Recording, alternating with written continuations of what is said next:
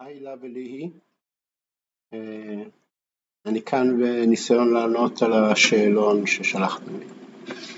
אני אעשה את זה שאלה ואני עושה את זה ישר מהראש, אז אם אני אתבלבל קצת אז לא נורא. מה שמך המלא? שמי יובל קליין, ככה קראו לי מהיום שנולדתי.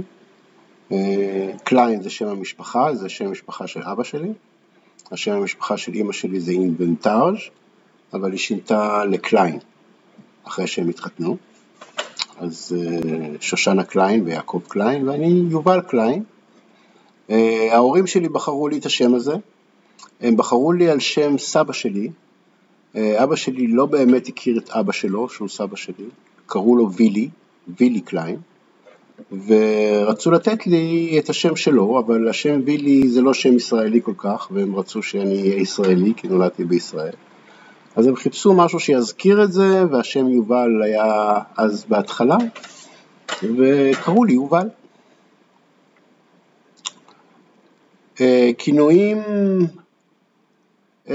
יש לפעמים שקראו לי יובי, לפעמים קראו לי יוב, בסין קראו לי יו, אבל בדרך כלל קוראים לי יובל, יש כאלה שקוראים לי יובל, שאני פחות אוהב, אבל יש כאלה שקוראים לי גם יובל. נולדתי ביפו, בבית חולים ביפו, וההורים שלי אז באותו זמן גרו בחולון, ברחוב סוקולוב 41 בחולון, ואחרי שנולדתי כמובן עברתי לבית שלי בחולון, והיה לי חדר חמוד נורא. אבא שלי צייר לי כל מיני מיקי מאוסים על הקירות, הוא ידע לצייר מאוד מאוד יפה, והיה לי ילדות מאוד מאוד חמודה. גדלתי בחולון, עד כיתה ד' בערך, ואז עברנו בכיתה ה' לבית אחר, ברחוב חנקין 28, שזה הבית היום של גרים שושי ויעקב, ושם ביליתי את רוב ילדותי, עד שהגעתי לתיכון. בתיכון כבר למדתי בתל אביב, ברמת אביב, והייתי נוסע כל פעם לבית ספר או תיכון. אבל העיר שגדלתי בה זה העיר חולון. בילדותי אהבתי מאוד לשחק משחקים, כל הזמן, כל המשחקים. אהבתי מאוד לשחק 5 אבנים, ואהבתי לשחק ג'ולות, ואהבתי לשחק... כשהייתי ממש קטן, הייתה מישהי בשכונה שלי, באותו רחוב סוקולוב, כשהייתי קטן, היינו משחקים 1, 2, 3 דג מלוח. מישהי ארגנה את זה, אנחנו הילדים הקטנים, והיינו משחקים 1, 2, 3 דג מלוח. שיחקתי קלאס, שיחקתי חבל, עד שהגיעו המחשבים, ומאז אתם כבר יודעים.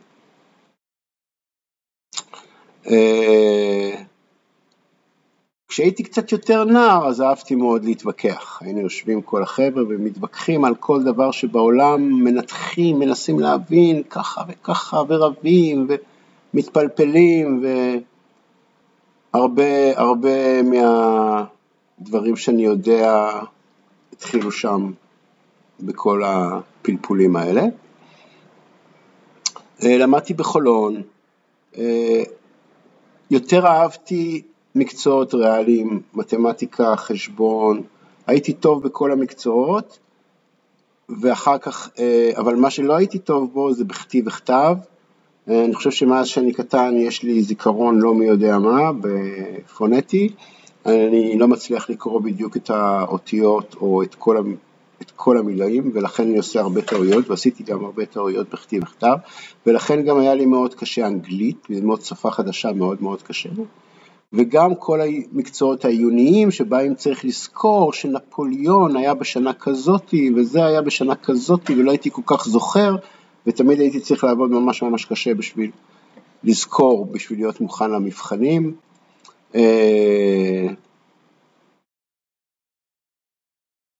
חגים, באופן כללי לא כל כך אהבתי חגים. כשהייתי מאוד קטן זה היה נחמד, סלנו על כתפינו, ואהבתי להיות כמו ילד. יש לי סרטים, אני אוכל להראות לכם. אהבתי פורים, שסבתא שלי המדהימה רבקה, אמא של אבא שלי, יעקב, הייתה תופרת והייתה מכינה לי כל מיני תחפושות, אני עוד אראה לכם אותן ממש מדהימות ומושקעות, ותמיד הייתי שמח, אבל באופן כללי לא באמת כל כך אהבתי את החגים. כשהייתי קטן אני לא זוכר שהיה לי איזשהו חלום, אבל הייתי מאוד סקרן, כל מיני דברים עניינו אותי, ואף פעם לא בדיוק ידעתי מה אני רוצה לעשות, כי אני חושב שזו בחירה כמעט בלתי אפשרית. יש כל כך הרבה אפשרויות וכל כך הרבה דברים שאתה רוצה אולי או חולם לעשות, והבחירה קשה וקשה להחליט. באופן כללי תמיד מתוך מבחר גדול היה לי קשה להחליט, אבל זה לא שינה לי ועשיתי הרבה דברים בהמשך, אולי נדבר על זה. אז אתם יודעים, יש לי, במשפחה של ההורים שלי, לאמא שלי שנולדה בארץ, שושי, להורים שהגיעו מפולין, עוד לפני מלחמת העולם השנייה, יש אחות אחת שקוראים לה אסתי, אחות שקטנה ממנה ב10 שנים, ההבדל ביניהם היה די גדול, ולאבא שלי אין אחים ואחיות, הוא ילד בודד.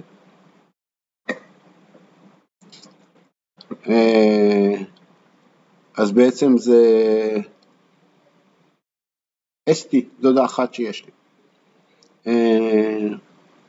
דפוסי התנהגות שלמדתי מבית הוריי, אני חושב שאמא שלי לימדה אותי משהו על זה שכל בני אדם שווים, שכולם שווים, לזה יש תכונות כאלה ולזה יש תכונות כאלה, שכל בני אדם שווים, זה שהאחריות שלך לקבוע מה קורה איתך, ואף פעם אל תאשים אחרים, תמיד תיקח את האחריות, כי זה החיים שלך בסופו של דבר, ואני חושב, ואבא שלי לימד אותי שהעולם מאוד מאוד מסקרן, מאוד אהבתי את הידע שלו באלקטרוניקה, וכל מיני מנורות שהיינו מחברים, שהיינו קטנים, וכל המשיכה שלי אולי למדעים, נובעת מהדרך שאבא שלי הראה לי, עד כמה מדעים זה דבר מעניין ומופלא.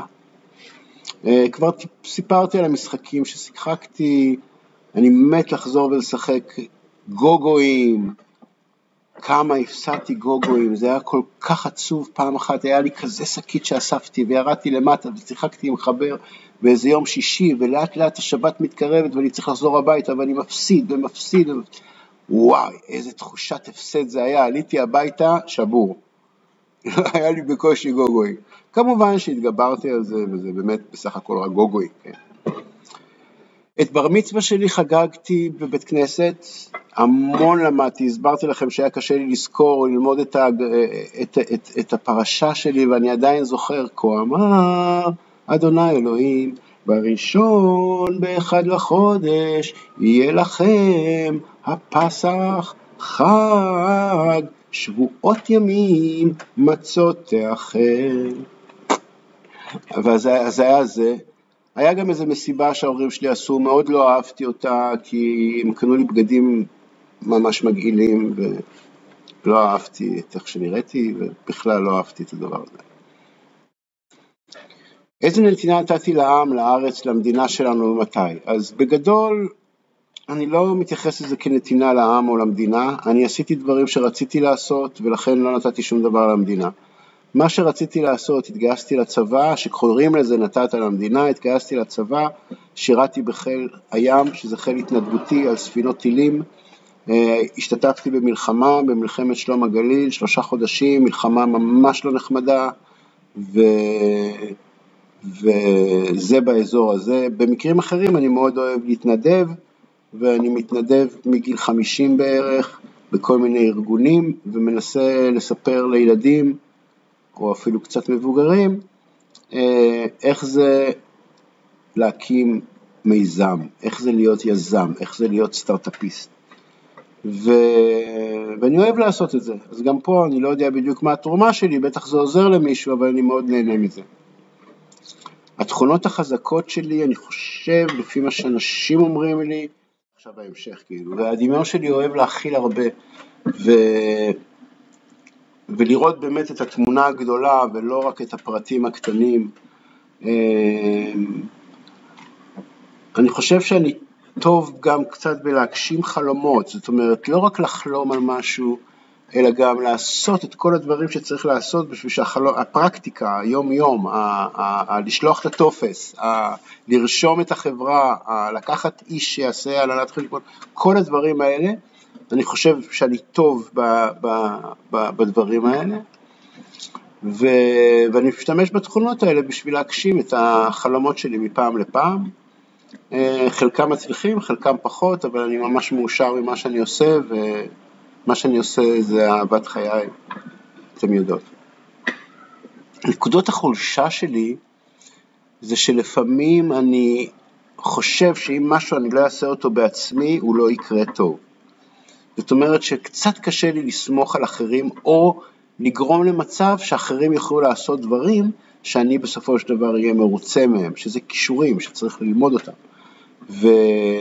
ולכן אני לוקח לפעמים הרבה יותר על עצמי, ופחות עובד עם אחרים, בשביל להגיע למטרות שלי, שזה תמיד מחייב אותי להיות בצוות קטן, שבו יש לי פחות או יותר שליטה, ובצוותים גדולים יותר אני כאילו הולך לאיבוד. איך אני מתמודד עם זה? על ידי למידה. אני לומד, אני מנסה להבין איזה טכניקה יכולה לעבוד, ומה אני בעצם צריך לעשות. למשל, אני אספר לכם סיפור, ההבנה האחרונה שהייתה לי, זה כמה מהר אתה שומע משהו, זה פועל אליך, ואז אתה צריך לענות לזה. כמה מהר אתה עונה לזה, והאם מתבצע איזשהו תהליך חשיבה, שאומרים כאילו לספור עד 10, לפני שאני עושה.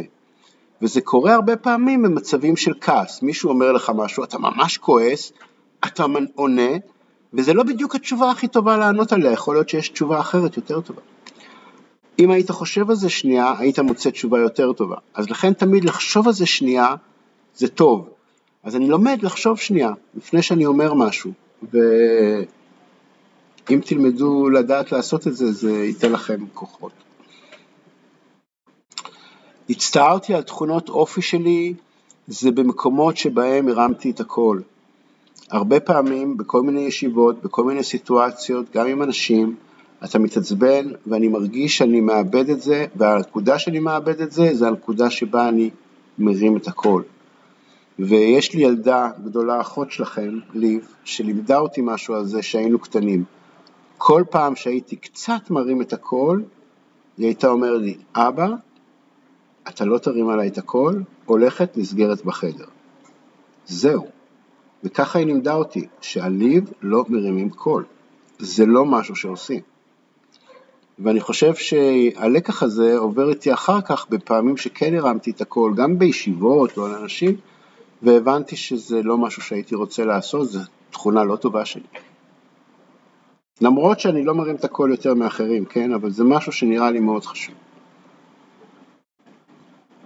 מתי שמחתי על תכונת אופי חיובית שלי? שמחתי שתכונת אופי חיובית שלי, זה שבאיזשהו שלב הבנתי שההורים שלי הם בני אדם. זה לוקח זמן לילדים להבין את זה, שההורים שלהם הם בסך הכל בני אדם כמוהם. אני הבנתי את זה בגיל 40, ואז הלכתי ונתתי לאמא שלי חיבוק. אמא שלי לא מחבקת גדולה, אבל נתתי לה חיבוק ואמרתי לה שאני אוהב אותה, כי הבנתי שהיא בן אדם, ולא משנה מה קורה כרגע, זה יעשה לה טוב, ורציתי לעשות לה טוב, ואני חושב שלפעמים אני גם יודע להבין את האנשים שנמצאים מולי, ולמרות שלא תמיד אני מסוגל לעשות משהו בקשר לזה, אבל כשכן אז זה עושה לי טוב, ואני מאוד שמח מזה. הגישה החינוכית שלי היא מאוד מאוד פשוטה, היא להבין מה אתה לא מבין. אנחנו לא מבינים המון דברים, המון דברים אנחנו לא מבינים, ולפעמים אנחנו נותנים בשביל להבין תשובות, רק בשביל שתהיה לנו תשובה. משהו קורה, אנחנו לא מבינים למה הוא קרה, ואז אנחנו מחפשים משהו שייתן לנו לכאורה את התשובה. והדבר הכי קשה זה להישאר בלי תשובה, אבל אני לא אוהב את זה. אני לא אוהב את זה כי אני חושב שהמצב של להישאר בלי תשובה, הוא יותר טוב מאשר מצב שבו יש לך תשובה שהיא לא נכונה, שהיא לא באמת אמיתית, ששכנעו אותך שזה ככה, אבל זה לא באמת ככה, ואתה לא באמת יודע. זה דילמה קשה, קשה לחיות ככה, אבל אני חושב שזה דרך נכונה. תמיד להסתכל על הדברים, להבין שמה שאתה חושב עליהם, זה לאו דווקא הדבר שהם. ותמיד להטיל איזשהו ספק, ותמיד לבדוק ולחקור ולא להתבייש שטועים, ולא להיות שמחים מדי כשצודקים. זה פשוט הבנה של עוד שלב במציאות שאנחנו לא באמת יודעים עליה הרבה. וככל שנדע יותר, נבין שזה ככה. עד כמה אנחנו לא יודעים עדיין, כי יש עוד הרבה מה לדעת, וזה שאנחנו יודעים לא לדעת, ולא יודעים שאנחנו לא יודעים, זה מה שהייתי שמח לחנך, כל אחד. אני היום מנהל את חברת ממי, החלום שלי שהתחיל לפני 10 שנים, שבו חיפשתי משהו שאני אוכל להתעסק בו ואני אהנה ממנו, ושגם יעניין אותי, וגיליתי שאנשים לא מתקשרים טעם בצורה בוגרת, אומרים זה מאוד, זה פחות, וחשבתי שצריך לחבר לזה מספרים, ומאז אני גורם בכל דרך שאני יכול לחלום הזה, שבו לטעם יהיה מספרים, לקרוא. ויכול להיות שזה יקרה, שאני אצליח בזה, כולם יהיו שמחים מאוד, וגם יש בזה הרבה כסף והכרה, ויכול להיות שזה לא יקרה, ושלא חשוב, ואני לא יודע אם זה יקרה או לא יקרה.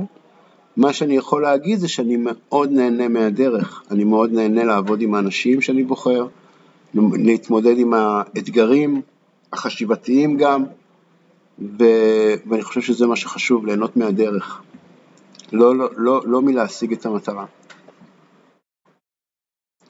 ואני לא הייתי מחליף את מה שאני עושה עכשיו בשום דבר אחר, כי אם היה משהו דבר אחר, הייתי פשוט מחליף אותו. האירוע המשמעותי שהשתתפתי בימי חייו זה באמת המלחמה בלבנון. מה שראיתי במלחמה זה דברים שלא מצאו חן בעיניי מאוד. ראיתי מה זה אהבת המלחמה. ראיתי את הקצינים נהנים ברגע ששומעים שצריכים לצאת לקרב, וזה הדבר הראשון שהפתיע אותי. כשראיתי שיש בתכונות אדם משהו שאולי הוא חיוני, אולי הוא חייב להיות שם, במיוחד שזה חיילים, תופעות שלא מתאימות לי, שאני ממש לא אוהב, אני אף פעם לא סס אלי קרב. והדבר השני שראיתי שם, שמחת הניצחון. ראיתי שמצליחים במשהו, איזו פצצה מתפוצצת, כמו שכולם חושבים, שצריך היה להתפוצץ, ושמחים. וזו שמחה שאני לא מתחבר אליה בכלל. שני האירועים האלה היו משמעותיים בשבילי להבין את עצמי.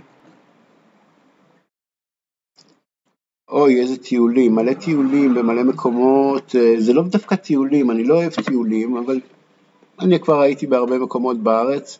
אני אוהב להיות במקומות, המקומות העיקריים שהייתי בהם זה בארצות הברית, יחד עם ליב, ובסין, אתם זוכרים? וזה מקומות שממש גרתי בהם, זה לא נחשב טיולים, אבל הייתי גם באיטליה, ובצרפת, ובגרמניה, ובספרד, שזה היה נורא נורא נחמד. אני בדרך כלל אוהב לנסוע למקומות שיש לי משהו שמעניין אותי שם, לא מבחינת ההיסטוריה או הנוף, אלא מבחינת העבודה שלי. זאת אומרת שאני חושב שבקרוב אני מאוד מקווה אני אסע לאיטליה, כי יש שם אנשים שמתעניינים במה שאני עושה, ויכול להיות שהם יעזרו לי לקדם את מה שאני עושה. אז אני מעדיף כאלה טיולים. הייתי בתנועת הנוער מכבי צעיר, כל החברים שלי היו, אז גם אני הייתי. אין לי הרבה יותר מה לספר, עשינו את מה שכולם עושים בתנועות נוער, לא משהו שאני זוכר לטובה במיוחד. משפחה, היכן הכרתי את אמא ואבא? אני אעשה פה הפסקה ותכף אנחנו נמשיך. פרק משפחה. כיצד הכרת את אמא? אבא, היכן הכרתם? אחרי שנפרדתי מאמא שלי, הייתי לבד, וחיפשתי מישהו להיות איתו, ודרך אתר היכרויות הכרתי את אמא שלכם. הכרתי אישה מקסימה, חכמה מאוד, יפה, מצחיקה, והיה ממש כיף להיות ביחד, והיינו ביחד עד שנסעתי לארצות הברית, וככה הכרתי אותה, והיינו נפגשים והולכים להצגות ורואים סרטים, והיה כיף. אמא שלכם אישה נהדרת.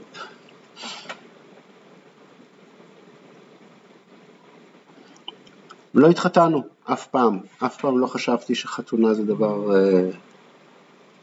חשוב. אתם יודעים, אני פחות עם המסורת ועם האלוהים וכו'. אז תמיד חשבתי שזה איזשהו טקס, שאחרי שעברתי אותו, פעמיים בחיים שלי, לא טקס שהתחברתי אליו, ולכן לא חשבתי שחשוב להתחתן. אז ככה שאין לי תמונות מחתונה גם. וגם מתנות מחתונה, באופן כללי אני לא אוהב חתונות, זה לא רק שלא אוהב את החתונה של עצמי, באופן כללי אני לא אוהב חתונות, ואני גם ממש לא אוהב מתנות, אבל לפעמים זה נחמד. מה השאיפות שלי בהקמת משפחה? השאיפה שלי זה היה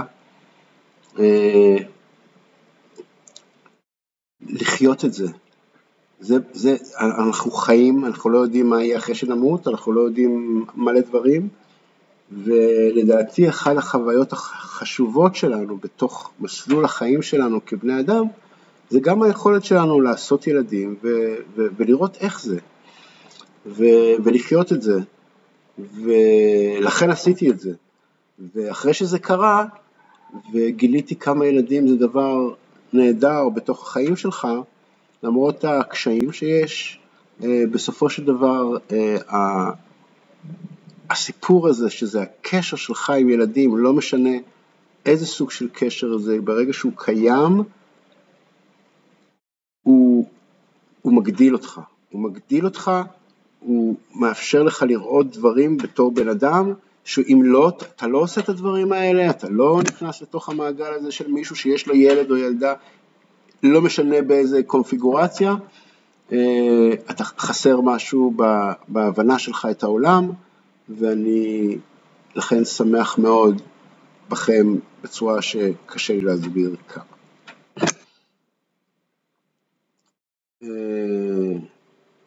מי נכח בלידתי?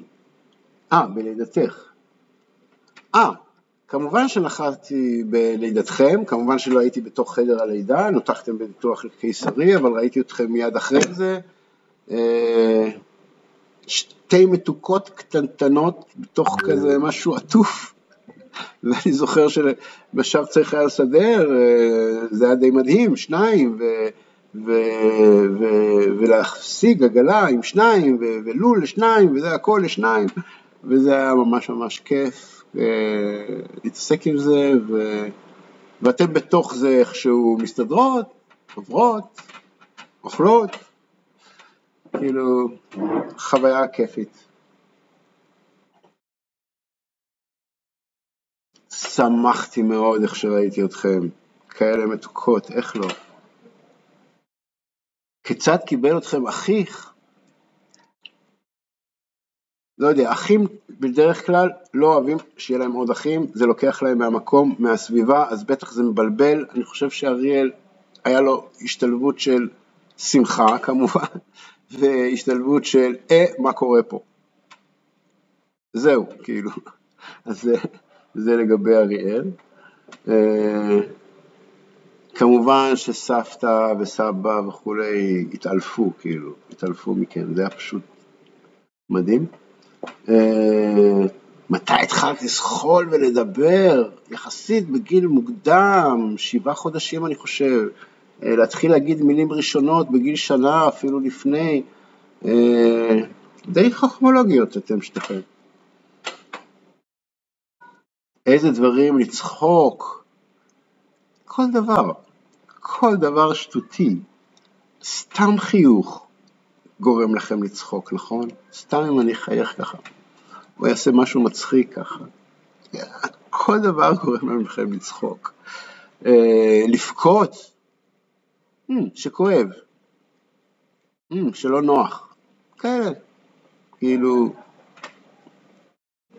שאתם רוצים משהו ולא יכולים להשיג אותו באותו רגע, או כי אין לכם איך להגיד את זה. דברים רגילים. שמחה משפחתית מיוחדת, השמחה הכי גדולה מיוחדת שאני עדיין לא שוכח אותה, זה הבר מצווה של אח שלכם. יש לי הרבה סיבות לשמוח מאוד מהרגע הזה שהוא קרה, שהייתי בו, שאומרים זכיתי, אז שבתוך כל המעגל הזה של החיים שלי, אז היה לבן שלי בר מצווה, ואני בטוח שזה יהיה אותו דבר עם הבת מצווה שלכם, והרגע המרגש זה היה לראות אותו בבית ספר קורא, כל כך יפה, כל כך בטוח, כל כך אהבתי את זה, וגם צנוע, יש לכם אח צנוע, ובגדול, והצניעות שלו והביישנות שלו, כמובן שיש לזה צדדים שאומרים בואי נהיה תתעורר, אבל בסך הכל זה עושה אותו טוב. וכשראיתי אותו, ראיתי כמה טוב הוא, וזה מאוד ריגש אותי. איזה מתכונותיי יפות. אני אפילו לא חושב על זה, אני אפילו לא מצפה לזה, שיהיה לי תכונה יפה והיא תעבור אליכם. אין לי ציפיות כאלה מכם. אתם כל אחת אלופה בפני עצמה, כל אחת לאט לאט מבינה את העולם בדרך שלה, ומפתחת את התכונות שנולדתם איתם וגם רכשתם אותם, ואני רואה שאתם עושות את זה מצוין, ואני חושב שאימא שלכם מעניקה לכם המון המון מהאופי שלכם, וזה פשוט נפלא לראות את זה, ואם יהיה לכם תכונות חיוביות שיש לי, אני שמח אותי מאוד, אבל זה לא משהו שאני ממש מחכה. איזה דברים להתייעץ איתי? הכל, כל דבר בעולם אתם יכולות להתייעץ איתי. אני יודע דברים, עברתי דברים, אני גם יודע אולי אפילו לדבר איתכם על דברים, קצת אפילו אולי בשפה שלכם, בשביל שקצת תבינו. אני יכול לדבר איתכם וכדאי לכם לדבר איתי על הכל. תמיד אני אגיד לכם כל מה שאני חושב, כל מה שאני יודע, בלי שום מניפולציה, בלי לרצות מכם כלום, רק לספר לכם. בסוף האחריות היא שלכם. באיזה פעולות התנהגותיות תוכל לגרום לי אושר ונוח? זה לא התפקיד שלכם לגרום לי ולאמא או לי נחת. התפקיד שלכם זה לגרום לעצמכם נחת, ולא נחת בריבוי של וואלה סבבה לי, אלא נחת אני מבין מה אני עושה, אני שלם עם זה, אני יודע מה אני יודע, אני יודע מה אני לא יודע, ואני נהנה בדרך. אם תצליחו לחיות ככה את החיים שלכם, לא משנה מה יקרה, יהיה לכם חיים טובים. מה הציפיות שלכם לעתיד? שתהיו, שפשוט תמשיכו להיות, ולא משנה מה שטוב לכם כמובן, שתצליחו להשיג את מה שאתם תחליטו שאתם רוצות, שתדעו לבחור מכל הדברים, את הדברים שמתאימים לכם, שתדעו לשנות, כי דברים לפעמים משתנים וצריך לשנות, אז תדעו לעשות את השינוי בזמן הנכון, ותדעו איך להתנהל בצורה שלא יפתיע אתכם דברים יותר מדי, לא בגלל שלא קורים דברים מתאימים, בגלל שאתם מספיק יודעים להסתכל על הכל, בשביל להיות שקטים שאתם תדעו להתמודד בכל מצב. וזה יותר חשוב מאשר הסיטואציה הזאת או הסיטואציה האחרת, הבחירה הזאת, זה לא משנה איזה בחירה, בכל בחירה שתבחרו, תהיו שלמים עם עצמכם. תדעו שעל אותו רגע עשיתם את כל מה שהביא אתכם לנקודה הזאת לעשות, ואין חבל, אין מילה כזאת חבל. יש, אולי הייתי יכול לעשות ככה ואז ככה, אפשר ללמוד מזה, באותו רגע לא חשבתי על זה. ואין חבל שלא חשבתי על זה, כי זה מיותר.